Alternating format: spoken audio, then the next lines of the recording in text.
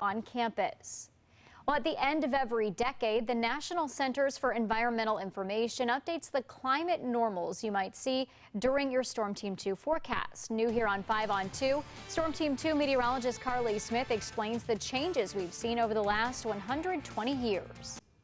Yeah, Brooke, you may have noticed looking at our spring precipitation change since our last 30-year average period. That would have been from 1981 to 2010. We are now in the period between 1991 and 2020. These changes went into effect last week, and so for the month of March and April, we have seen an increase in the precipitation we expect during those months. May, we're the same, if not just about a tenth of degree or a tenth of an inch less there. Some of the big changes we've noticed is during the summer and fall, we are trending downward in our precipitation over the last 30 years. And so that's something to keep an eye on because that's our growing period.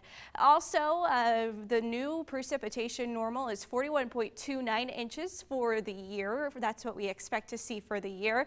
That's almost a half an inch more than the old 30-year normal, and it is almost 4 inches above that century average. Our normal highs have changed a bit as well here in the Miami Valley, especially during the month of May. We've noticed about a 2-degree increase in our average temperatures, and I want to show you here, this is our normal change in both highs and lows since the old 30-year average, and it's a bit high. The National Weather Service is actually taking a closer look at some of these changes, and if we hear back from them to make sure this is the correct data, we will let you know as soon as we can.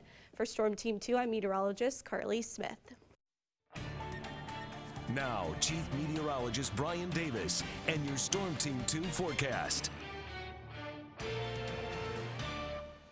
Yeah, some big changes there. I noticed last week all of a sudden we went from a surplus of 7 inches to 5 inches on the snowfall, and I thought, well, how'd that change?